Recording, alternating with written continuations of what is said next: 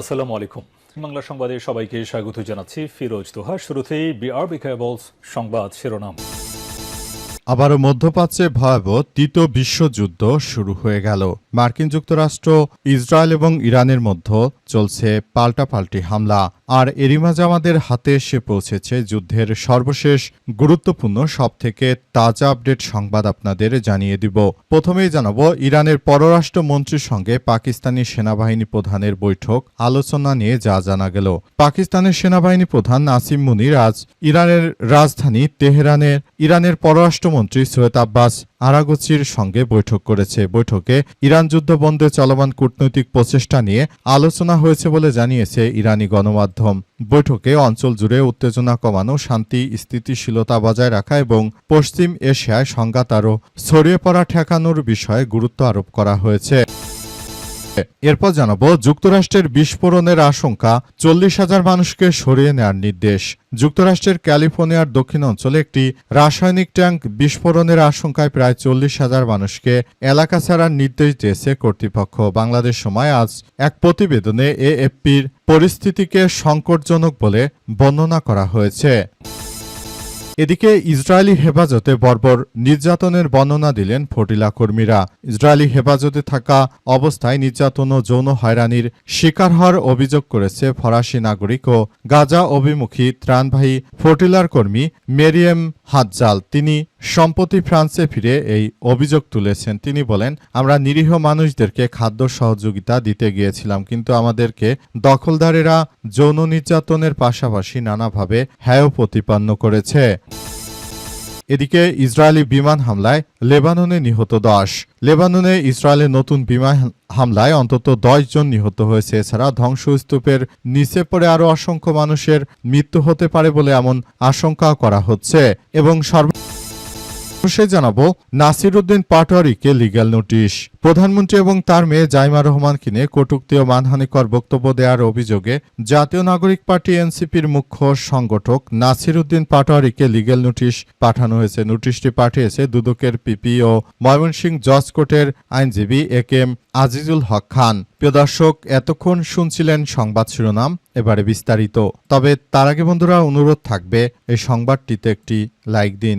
এই চ্যানেলে আপনি নতুন হয়ে থাকলে আমাদের সংবাদটি দেখতে দেখতে চ্যানেলটি সাবস্ক্রাইব করে রাখুন। কমেন্ট করে বন্ধুরা আপনার মূল্যবান মতামত জানিয়ে দিন আপনি বিশ্বের কোন দেশ থেকে বা বাংলাদেশের কোন স্থান থেকে আমাদের সংবাদটি দেখছেন এবং শুনছেন। আর বন্ধুরা, সংবাদটি আপনার সোশ্যাল মিডিয়া ফেসবুকে শেয়ার করে বন্ধুদেরও দেখার সুযোগ করে দিন। আর বন্ধুরা, এই সংবাদটি সম্পর্কে আপনার মূল্যবান মতামত কমেন্ট বক্সে জানিয়ে পুরো বিশ্বকে আমাদের এই তাজা আপডেট সংবাদটি দেখার সুযোগ করে দিন। এবারে বিস্তারিত। আরাগচির সঙ্গে পাকিস্তানি সেনাবাহিনী প্রধানের বৈঠক, আলোচনা নিয়ে যাও জানা গেল। পাকিস্তানের সেনাবাহিনীর প্রধান আসিম মুনির আজ তেহরানে ইরানের পররাষ্ট্রমন্ত্রী সৈয়দ আব্বাস আরাগচির বৈঠক করেছে। বৈঠকে ইরান যুদ্ধ বন্ধে চলমান কূটনৈতিক প্রচেষ্টা নিয়ে আলোচনা হয়েছে বলে জানিয়েছে ইরানি গণমাধ্যম।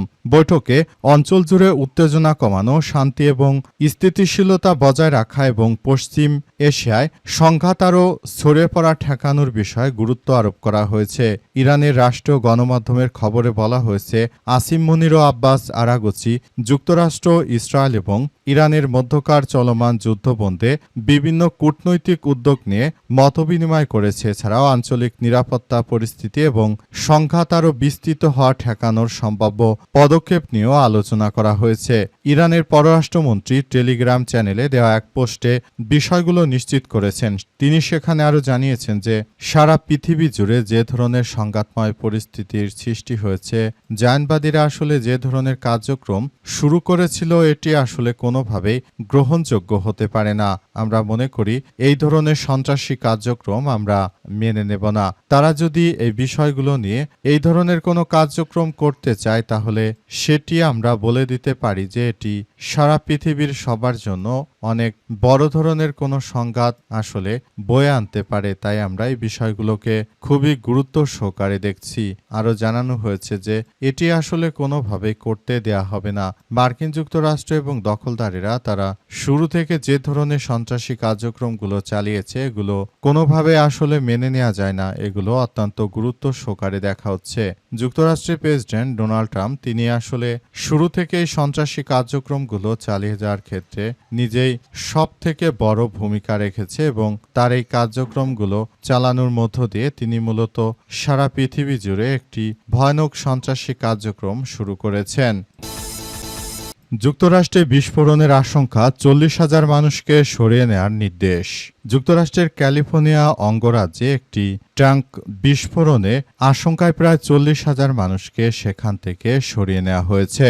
সেখানে আরও বড় ধরনের সংঘাতময় পরিস্থিতি তৈরি হতে পারত বিধায় সেখান থেকে মূলত অতিরিক্ত মানুষকে সরিয়ে নেওয়া হয়েছে, এমন তথ্যই জানানো হয়েছে। যুক্তরাষ্ট্রের পক্ষ থেকে আরও বলা হয়েছে যে বর্তমান সময়ে সবাইকে সরিয়ে নিতে তারা বাধ্য হয়েছে, কারণ সেখানে বড় ধরনের একটি বিস্ফোরণের ঘটনা ঘটছিল এমন আশঙ্কা থেকেই মূলত তাদেরকে সরিয়ে নেওয়া হচ্ছে এবং এই বিষয়গুলোকে খুবই গুরুত্ব সহকারে দেখা হচ্ছে। আরও জানানো হয়েছে যে বর্তমান সময়ে এটি আরও বড় ধরনের একটি সংঘাতময় পরিস্থিতির দিকে ঠেলে দিতে পারে বিধায় এমন তথ্য সামনে এসেছে। মার্কিন যুক্তরাষ্ট্র শুরু থেকে ইরানের বিরুদ্ধে যে সন্ত্রাসী কার্যক্রমগুলো করছিল এই কার্যক্রম আসলে কেউই ভালোভাবে মেনে নেয়নি। বিষয়গুলো সবাই যার যার জায়গা থেকে খুবই গুরুত্ব সহকারে দেখছে এবং তারা যার যার জায়গা থেকে আসলে সবকিছু দেখভাল করছে এবং তারা সুন্দর করে পুরো পরিস্থিতি নিয়ন্ত্রণে নেওয়ার চেষ্টা চালিয়ে যাচ্ছে। যে কোনো মূল্যে মার্কিন যুক্তরাষ্ট্রের সন্ত্রাসী কর্মকাণ্ডকে একদম মাটির সঙ্গে মিশিয়ে দেয়া হচ্ছে। ইসরায়েলি হেফাজতে বর্বর নির্যাতনের বর্ণনা দিলেন ফটিলা কর্মীরা। নিরীহ ফিলিস্তিনিদের সহযোগিতা করার জন্য গাজার উদ্দেশ্যে ছেড়ে গেছে ইতালির বন্দর থেকে ফ্রিডম ফ্লোটিলা। সেই জাহাজে অসংখ্য মানবাধিকার কর্মী এছাড়াও অসংখ্য মানুষ তারা গাজায় এই ফ্রিডম ফ্লোটিলা তারা নিয়ে যাচ্ছিল এবং সেখানে মানুষদের খাদ্য সহযোগিতা দেওয়ার চেষ্টা করছিল। কিন্তু আসলে পুরো পরিস্থিতি এখন এমন পর্যায়ে চলে গেছে যে সেটি এখন আর করতে দেয়া হচ্ছে না। পরিস্থিতির মধ্য দিয়ে আসলে সবাইকে সুন্দরভাবে গড়ে তোলার একটি প্রস্তুতি গ্রহণ করেছিল মানবাধিকার কর্মীরা, কিন্তু আসলে জায়নবাদীরা তারা যে ধরনের সন্ত্রাসী কার্যক্রমগুলো চালিয়েছে এটি কোনোভাবেই গ্রহণযোগ্য হতে পারে না। সারা বিশ্ব জুড়ে জায়নবাদীরা যেসব সন্ত্রাসী কার্যক্রম আসলে চালিয়েছে এটি গ্রহণযোগ্য হতে পারে না। গাজার ফ্লোটিলায় যারা মানবাধিকার কর্মী ছিল তাদেরকে মূলত তারা সেখানে নিয়ে তারপর এদের উপর নানাভাবে অত্যাচার শুরু করে এবং অত্যাচারের মাত্রা বাড়িয়ে দিতে থাকে।